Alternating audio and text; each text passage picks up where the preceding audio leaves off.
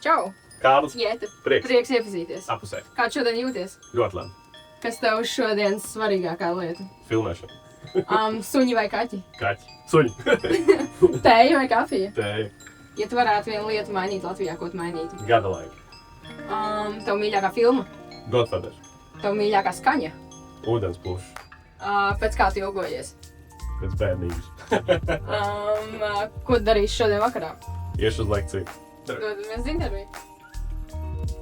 Sarunu cikls Eiropas vērtību kalendārs, ko veido Eiropas parlamenta birojas Latvijā un kopiena Mēs esam kopā.eu. Šajā adventē runāsim par kādu no Eiropas vērtībām. Sarunu vadīšu es, Māra Sleja. Šajā epizodē ar Kārli un Undīnu mēs runājam par to, kas ir drošība internetā un kā mēs īstenībā ar saviem lēmumiem internetā varam ietekmēt arī brīvību, kas ir viena no Eiropas pamatvērtībām. Skaties šeit! Man sauc Kārlis. Esmu drošībnieks jau 10 gadus. Drošības nozari izvēlējos, tāpēc, kad es ticu, ka manas prasmes vislabāk tam atbild. Pēdējos 4 arī zemesargs. Undīna? Jā, tātad es esmu Undīna. Es ikdienā studēju politikas zinātni un arī darbojos zemesardzē. Bet paralēli studijām es darbojos arī dažādās nevalstiskajās organizācijās, drošības, starptautiskajiem un medijpratības jautājumiem. Šodienas tēma īstenībā ir brīvība, bet abos divos jūsos klausoties, man šķiet, ka man īstenībā pirmais jautājums ir, vai brīvība var būt bez drošības? Nē, tāpēc, ka brīvība pirmkārt ir pienākums, nevis tiesības. Jo brīvība nedāvina to izcīna, un Latvija sākās no tā, ka pārsimts vīri, kas bija principā karavīri, izcīnīja šo mūsu brīvību. Tāpēc brīvība bez drošības nav iespējama. Un tā ir arī katra kaut kādā ziņā atbildība, vai ne? Jā, man ļoti patīk vadmotīvs, mana Latvija, mana atbildība, ka ik viens cilvēks ir atbildīgs par to, kāda būs Latvija tagad un arī nākotnē, un brīvība nav pašsaprotama, par to ir jācīnās, par to arī cīnījās un stāvēja mūsu senči, un tagad no mums pašiem ir atkarīgs tas, vai mums būs brīvība. Man ir jautājums, cik ļoti mūsu ietekme un mūsu lēmumu internetā var ietekmēt drošību un brīvību? Ko mēs izdalāmies, ar ko mēs dalāmies, ko mēs rādām, ko mēs tur liekam, ko mēs tur sakam, kā mēs komentējam. Tas ir ļoti, tā varbūt bišķi filozofiskāka ideja arī, jo mēs bieži vien par interneta komentāriem runājam, ka ārprāts, ko cilvēki tur runā. Bet tas ir tāds labs jautājums, vai internets to ir devis tādu iespēju, vai internets ir mudinājis, jo 100 gadus atpakaļ interneta nebija. Cilvēki galvenokārt patērēja radio un rakstiskos mēdījus, kas bija avīzes principā. Bet vai cilvēki domāja citādāk? Mēs varam palasīt Kārļa Skalbas mazās piezīmes, kur viņš apraksta Latvijas veidošanos. Tur principā ir viss tas pats, kas šodien. Valsts ir slikta, valsti nevajag, politiķi nezin kādi, tur atraut no tautas un tam līdzīgi. Tāpēc drīzāk es domāju, ka cilvēki darbības internetā vairāk vai mazāk ir tas pats, ko viņš dara arī ikdienā, un ko viņš darīs arī 100 un varbūt pat vairāk gadus atpakaļ. Tāpēc nedomāju, ka internets kaut kā sevišķi šo ir mudinājis. Tikai tas, ka es to tagad varu izlasīt. Vienkārši tas, jā. Bet cik liela atbildība ir tajā, kāda vispār veidos tā mūsu sabiedriskā vide, piemēram, ar to, ko tu ieliec internetā, ar ko tu dalies, vai ar ko tavi draugi dalās, kas varbūt ir noķēruši kaut kādu dezinformāciju un ar to dalās. Interesanti par šo izplatīšanos. 10 gadus atpakaļ Latvijā, un bija arī vairāk kā 10 gadus, kad draugiem LV bija ļoti populārs, bija ķēdes vēstules, kur šodien mēs principā arī vispār vairs neredzam. Taču, piemēram, Čehijā ķēdes vēstules ir numur 1 dezinformācijas izplatīšanās veids, kur praktiski visi senioru vecuma iedzīvotāji pārsūta dezinformāciju caur ķēdes vēstulēm e-pastā. Tā kā tas arī ir, viss jaunais, labi aizmirsts vecais. Es gribēju prasīt par to, kā atšķirās varbūt jūsu abu pieredzē jauniešu veidi, kā viņi sociālos tīklos vispār dalās ar lietām un dezinformāciju no tā, kā Eiropā un Latvijā, pieminēt Čehijas piemēram. Tur jānodala bišķīt, jo man liekas, ka mainās tikai tas, pie kā mēs esam pieraduši Covid laikā viena no populārākajām dezinformācijām bija tas, ka tev iešpricē vakcīnu, ka tev pēc tam tur magnētiskais kaut kāds lauks un tev karots tur turās. Ja? Viena no populārākajiem grupām, kas šo uzrunāja, bija TikToks un jaunieši. Tāpēc tas ir tāds ļoti klājš piemērs par to, kā tieši jaunieši ir ievainojami, jo viņi vienkārši ir daudz vairāk digitālajās mēdījos. Man šķiet, ka ļoti daudz lietas var izdarīt, tad, ja tu jūties kaut kam piederīgs. Un arī jūs abi minat par savu piederību kaut vai zemesardzei, vai arī tāpat tam jauniešu organizācijām. Cik lielā mērā jūs jūtat, ka vērtības un arī tas, ko Eiropa postulē, ka mēs esam kopā, mēs esam kopā, ir tieši precīzi. Cik tas ir svarīgi jums būt piederīgiem, nest tās līdzīgās vērtības, vai arī tieši iekļaut kādu no malas ar citām vērtībām un būt empātiskam un pieņemošam? Liekas, ka viena no ne tikai brīvība, bet arī vienlīdzība ir Eiropas vērtība. Un vienlīdzība jau principā arī nosaka to, ka cilvēki, kas ir ar kopīgām vērtībām, viņi spēj vienoties par šiem noteikumiem, kādā mēs valstī un Eiropā dzīvojam. Kas ir tas, ko jūs ieteiktu, piemēram, man, kam ir grūti ar šo it kā citādā, varbūt dažreiz pieņemšanu? Kas ir tie veidi, kā to var izdarīt labāk? Kā tu to vispār kultivēt un mēģini saprast arī kādu, kam atšķirās pilnībā vērtības no tevis? Protams, es reizēm pat ļoti mērķtiecīgi iemetu kaut kādu ļoti triggerojošu kaut kādu tekstu. Nesen es šo izmēģināju Threadā, jo es zinu, ka Threads ir tieši tēmēts uz apolitisko sabiedrības daļu, jo Twitters ir tāds super politisks, X. Bet es gribēju tieši trāpīt uz Instagram auditoriju, un tad tas Threads, ja es ieliku postu par to, ka es uzskatu, ka valsts svētku laikā nav jābrauc uz ārzemēm ceļojumā, tad tas ļoti aizskāra šo sabiedrības daļu.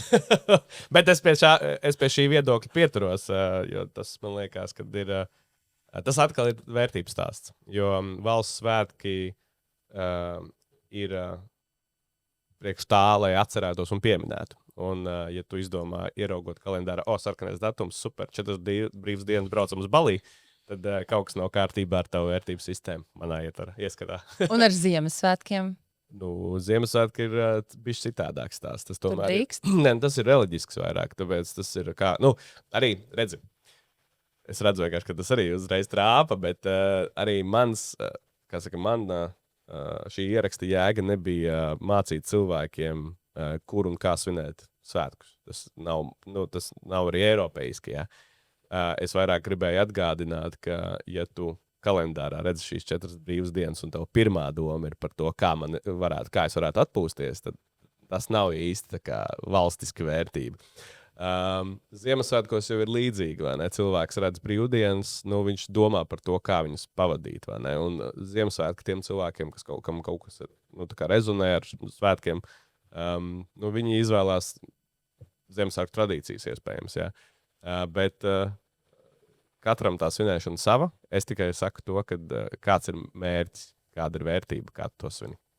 Bet par kopā būšanu Ziemassvētku laikā, jo vispār es atzīšos, es esmu nedaudz dažreiz skeptiski bijusi pret Ziemassvētkiem, tikai tagad lēnām ar savu ģimeni kopā esot, sāku saprast, varbūt tas tomēr ir forši satikt savu ģimeni, ar kuru dažreiz nemaz nav tik viegli. Bet kā jūs redzat to, ka daļa no svētku svinēšanas kultūras, arī piemēram Ziemassvētkos, ka tev ir brīvība izvēlēties, vai tu vēlies doties tajā tradīcijā ar tie ģimeni un strīdēties, vai arī tieši nestrīdēties, vai arī aizbraukt ceļojumā un tā vērtība ir pabūt vienam prom no tās kopības. Mums, kā brīvai sabiedrībai, nevajadzētu mācīt cilvēkiem, kā svinēt svētkus, vai ne? Tas, protams, nav arī tas, uz ko es norādu. Eiropas skaistums un kāpēc cilvēki šeit vēlās dzīvot, ir tieši tajā, ka mums ir tiesības izvēlēties. Kā cilvēks svin savus svētkus, tā ir viņu personīgā darīšana. Vai vērtības var mainīties? Protams. Un pat, ja tu esi bijis, man ir viens hip-hop dziedātājs, es neteikšu viņu vārdā, kuram vērtības mainījās tik strauji, ka es sāku viņam vairs neticēt, jo viņas visu laiku mainījās, un man kā viņa satura lietotājiem bija tāds paga. Un arī es savā satura radot to pašu Instagramā, man viņas mainās, un man dažreiz ir kauns atzīt, ka tas man tagad liekas ok. Ko jūs sakat par to? Šis ir ļoti labs, jo cilvēki bieži vien pauž kaut kādus savus viedokļus, un uz ko viņiem ir tiesības, bet viņi nav gatavi mainīt to viedokli tad, ja viņiem tiek kaut kādi spēcīgāki argumenti izmantot, vai ne? Un es sevi esmu centies izaudzināt, ka es esmu gatavs mainīt savu viedokli, ja man nav pretargumenti kaut kādai situācijai. Protams, tu nevari mainīt arī viedokli katru reizi, kad tev kāds kaut ko pasaka, ja tev ir jābūt arī kaut kādai savai vērtību sistēmai, bet tev ir jābūt, tas ir tas, ko es minēju, ne? Brīvība nav tiesības, viņas ir pienākums. Un, ja tu esi gatavs paust savu viedokli, tev ir jābūt gatavam uzklausīt un arī mainīt savu viedokli.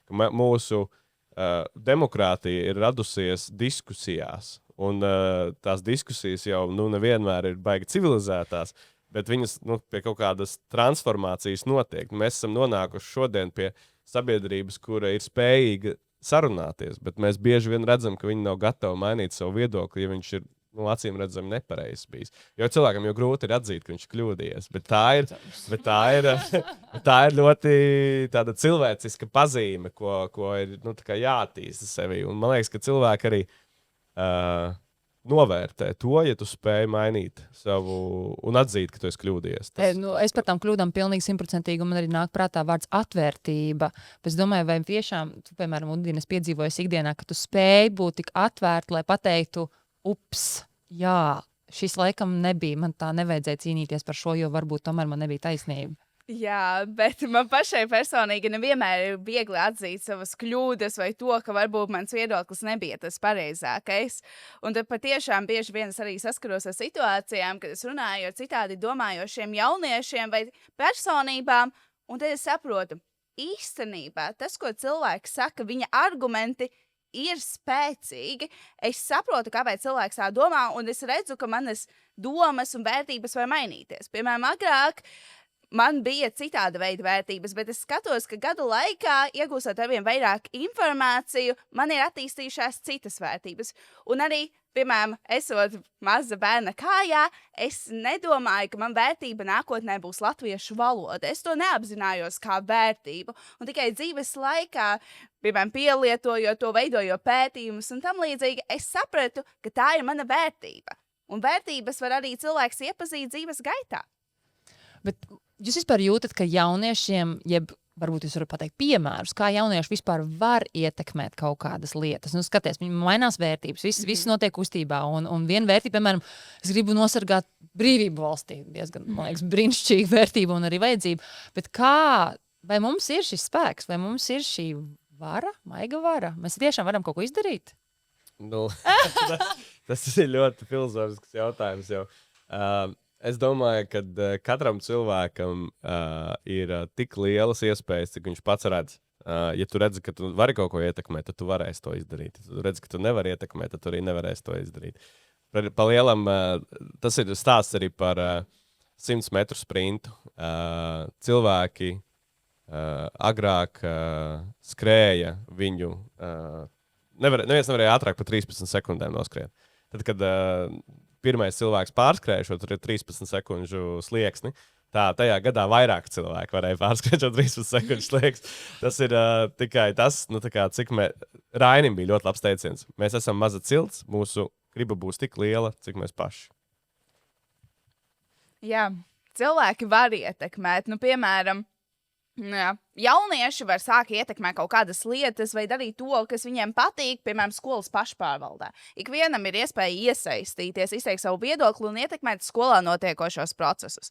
Tāpat ir, piemēram, dažādas iniciatīvas, projektu konkursi, kur var iesniegt idejas un tādējādi stāstīt lietas, kas viņam ir svarīgas. Tāpat var iesaistīties dažādās nevalstiskajās organizācijās, programmās. Vienkārši jāapzinās, kas ir tās lietas, kas tev patīk, kas ir tās vērtības, par kurām tu pastāvi, un tad var sākt darīt lietas. Šis man ļoti patīk, jo tu runāji tā kā par lielām lietām, kur mēs varam, bet es Marslēju, šajā pēdējā laikā bieži vien daru tā, ka es eju tā kā tādā mikro. Es ieraugu cilvēku, kurš uzrakstīs kaut kādu komentāru. Pirmkārt, pastos, vai tas nav bots, un ja tas ir bots, es uzrakstu, šīs ir tā kā trollis, neņemiet vērā šo komentāru. Un vēl es esmu pat nonākusi līdz tam, ka es kaut kad uzvanu kaut kādam savam sekotājam, kas pateica, Mārcis, šis vieslala, un es viņam vienkārši uzvanu Instagramā. Un mēs norunājam 15 minūtes, 1-pret-1, cieņpilni, mierpilni, uzklausot viens otru, un tā sajūta ir, Es saku, es lietoju tā kā nevardarbīgās komunikācijas pamatprincipus, ko es arī mācījos, mācoties par intīmā un koordinātoru, bet man ir tāda silta, laba sajūta, jo jā, mēs esam atšķirīgi, jā, mums ir atšķirīgi viedokļi, bet īstenībā mūsu vajadzības ir ļoti līdzīgas, kuras mēs apmierinām dažādos veidos. Tad man ir tāds tā kā mikromanagements. Kā pasniedzējs arī varu kļūdīties, tāpēc es vienmēr saku, ka es nerunāju absolūtismos. Nekas nav vienmēr viennozīmīgi, vai ne? Par to, ka tu kā pasniedzējs arī kļūdies un ka tev ir ok, ka tu kļūdies un par to mikro pieeju, kad mums ar Undīnu atšķirās pieejas. Viņai tāda lielāka, ar iesaistoties organizācijā, un man ir tā mikro. Es, kad biju jaunietis, arī ļoti aktīvi piedalījos dažādās gan nevalstiskajās organizācijās, jauniešu saimās, piedalījos ēndienās, visur kaut kur. Man arī bija kaut kāds tāds, kas jauniešiem tiek piedāvāts jauniešu maksimālisms, vai ne? Jo tāds, ka tu esi enerģijas pilns un tu gribi visu kaut ko darīt, satikt un tam līdzīgi. Ar laiku, vai ne? Tas ir tas, ko mēs runājam par šo informāciju pie vērtībām. Ar laiku, kad tu kaut kādam procesiem iziet cauri, kaut kādas lietas piedzīvo, tev mainās viedoklis par kaut kādu lietu jēgu un būtību. Un šis te stāsts par jauniešiem ir tāds, ka jaunietim ir ļoti daudz enerģijas, bet tā problēma ir tā, ka viņš meklē pārsvarā, kā viņš varētu ietekmēt. Jo būsim godīgi, 16-gadīgam cilvēkam nav vēl tādas dzīves pieredzes. Es nesaku, kā absolūtismos, kā kuram, bet nav tādas dzīves pieredzes, lai viņš 100% varētu pateikt, kā jāveido valsts politika, piemēram. Bet viņš grib iesaistīties, un ļoti labi, ka viņš grib iesaistīties, jo tas jau ir ceļš uz priekšu. Bet jauniešiem nevajadzētu nekritiski attieksties pret savām idejām. Viņiem tieši vajadzētu otrādāk. Viņiem vajadzētu tās idejas ļoti pārbaudīt, izdiskutēt, izpētīt un tikai tad iet uz priekšu kādu iniciatīvu. Man tāds labāks piemērs par to, ko var izdarīt jaunietis, liekas, Cēsu skolnieku rota, kur jaunākais karavīrs bija 12 gadus vecs. Tad, ja mēs tā padomājam, ko var izdarīt jaunietis, var nodibināt un aizsargāt jaundibinātu valsti. Ja? Tā kā, atkal tas ir stāsts tikai par to, kādas robežas uzliec, bet vienkārši es atgādinu par to, ka ir jābūt kritiskam pret idejām. sevi ir jākritizē visvairāk. Ir jābūt uzticīgam sev, bet ir jābūt uzticīgam arī tajā, ka tu vari kļūdīties. Un tas, ka kļūdies, tas ir ļoti labi. Bet, protams, kļūdīties arī var darot, vai ne? Ja tas, kas nekļūdās, tas arī tas, kas nedara, tas nekļūdās. Jā. Es savukārt esmu tas cilvēks, kurš dara visu, un tikai, kad process ir izdarīts, galā apdomāju, vai tas bija tas, kas man ir jādara. Un bieži vien es arī esmu redzējusi, ka es tomēr mācos no savām kļūdām. Ir bijušas lietas, kuras varbūt nevajadzēja darīt, nevajadzēja pieņemt, bet tad, kad beigās es apsveru to, kas tika izdarīts un kāds ir gala rezultāts, es saprotu, ka īstenībā tā pieredze, ko es guvu darot, arī kļūdoties, man arī ir pilnveidojusi. Man šī saruna arī pilnveidoja. Man ir tiešām liels prieks, ka mēs tā varējām gan par vērtībām, gan par Eiropu, gan par jauniešiem, gan nedaudz par Ziemassvētkiem un svētku svinēšanu. Man liels paldies jums par to. Bet ja vēl pats noslēgums, kas ir tas, ko jūs varētu, es gribu izlasīt jautājumu, jūs gribat tiešām viņu arī tādu, jā, es izlasīšu šo jautājumu, man liekas, viņš ir pārāk labs, lai viņu nelasītu. Ko tu novēlētu jauniešiem visā Eiropā, kā saglabāt brīvību laikā, kad informācijas ir tik ļoti daudz?